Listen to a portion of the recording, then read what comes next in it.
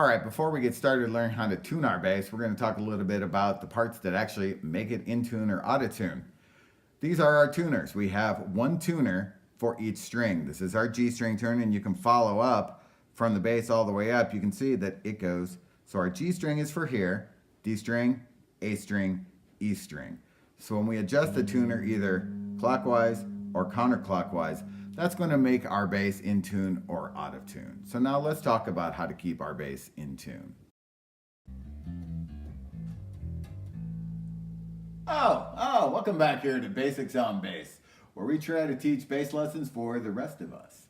Not professional bass players, we're just trying to get the job done.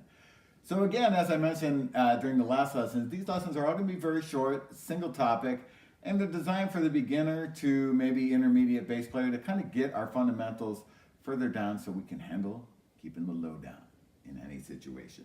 So today we're going to talk about how to tune our bass. So the bass guitar obviously has 4 strings. Some of them have 5 strings. Today I'm using the 4 string.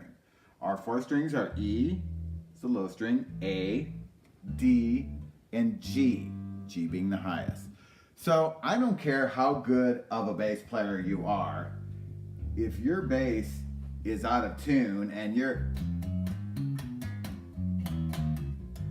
bass is going to be out of tune and it's not going to sound good. So we're going to talk about different ways to keep ourselves in tune, which is a key thing for each and every instance that we're doing. So let's start off. I'm going to teach you 3 different methods of getting your bass in tune.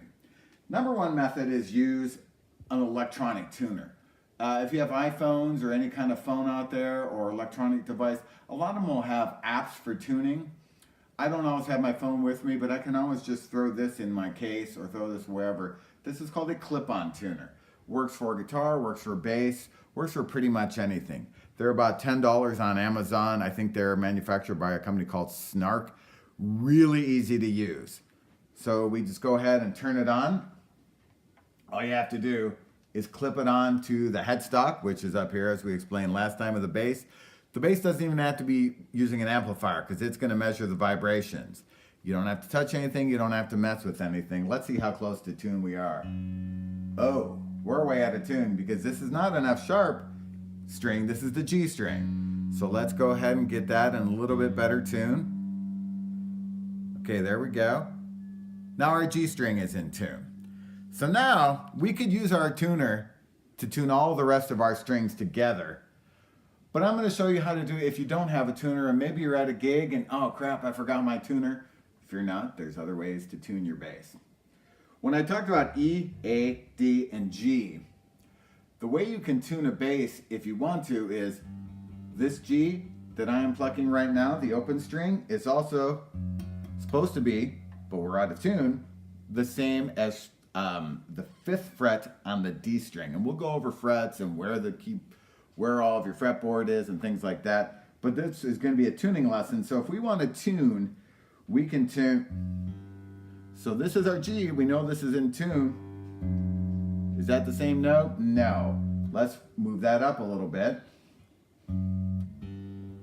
That's getting closer.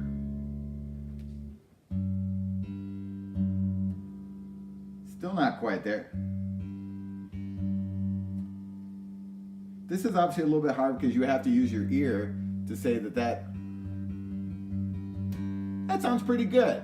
So let's check with our tuner to see how close we can tune it with ear without electronics. So we tuned our G. Our G's in pretty good tune still. Let's see how we did with our D. That's pretty dang close. That's pretty dang close. We're what's called 1 cent off. Each one of those bars is called a cent. So we're pretty dang close. So even just using our ear, we came pretty close. There's another way called using harmonic tuning that we can do.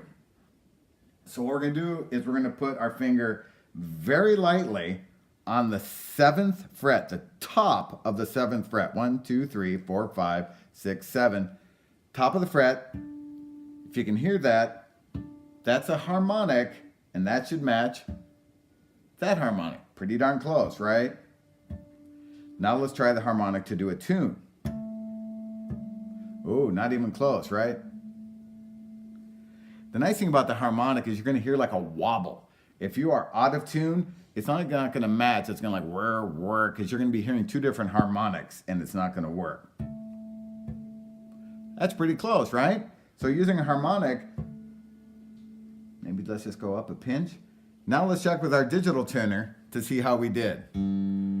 G still in tune. Let's give it a little tune because as these strings are fairly new, so as I play, it's going to get a little out of tune. Let's go to our D. That's still in tune. Let's see how we did with our A string now using harmonic tuning. That is pretty dang close. We're between perfect and a cent off. So you can see even without electronics, we can get ourselves really closely in tune. Because that's going to be key. Whenever you're playing, before you start a gig, before you start rehearsal, before you start anything, the first thing you want to do is make sure you're in tune. So we have 3 strings in tune and 1 string. Let's make that even worse out of tune. Or let's do like this, because then that'll sound really creepy. So we can be playing, and that's going to sound out of tune, and we're not going to match the rest of the band, and it's not going to sound good. So the first thing before you do anything, before you practice, before you do anything, always, always, always keep your bass in tune. E, A, D, G. We can use one of our 3 methods. My preferred method, harmonics. We can do 5th fret, matching tune. That's a little bit harder because our ear has to be very well trained to hear subtle differences. Or it's so cheap and so easy these days, go ahead and spend the $10 on Amazon to go get yourself an electronic tuner. I can tell you the only problem with the electronic tuner is, and why you need the other methods is, I was getting ready to play a gig one time and I went to turn my tuner on and it didn't work. The battery was dead. And most people don't have, it's like a little watch battery, and very seldom are you going to actually be carrying an extra battery. So that's all for this time. Again, I want to keep these lessons short and sweet. And so that way, you know, if you want to go back to a particular lesson, you don't have to go through 9 hours to figure out one simple topic. The topic today was tuning, E, A, D, G, and how to keep our bass in tune. For our next lesson, we'll be working on our right hand technique. Until then, it's Burl on bass saying, keep on thumping and enjoy.